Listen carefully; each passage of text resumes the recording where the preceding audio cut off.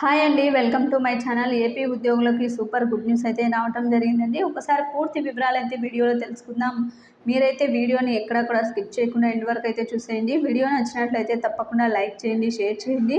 ఇక సార్వత్రిక ఎన్నికల్లో అసాధారణ విజయం సాధించిన ఎన్డీఏ కూటమికి ఆంధ్రప్రదేశ్ ఉపాధ్యాయ సంఘం పక్షాన రాష్ట్ర అధ్యక్షుడు బాలాజీ, ప్రధాన కార్యదర్శి గజ్జల వెంకట సత్యనారాయణ బుధవారం ఓ ప్రకటనలో శుభాకాంక్షలు అయితే తెలియజేశారండి.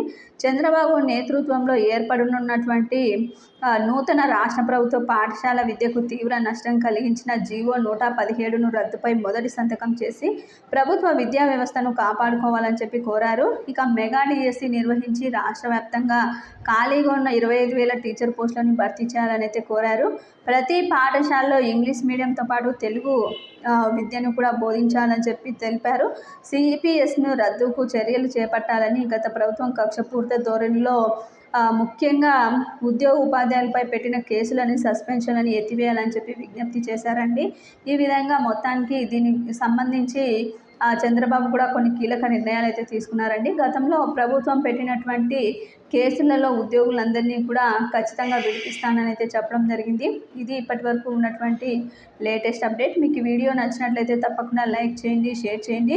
ముఖ్యంగా ఉద్యోగులపై పెట్టిన అక్రమ కేసులన్నీ కూడా మాఫీకి అంగీకారం అయితే తెలిపారు చంద్రబాబు గారు. ఇది ఒక గుడ్ న్యూస్గా అయితే చెప్పుకోవచ్చు ఉద్యోగులకి.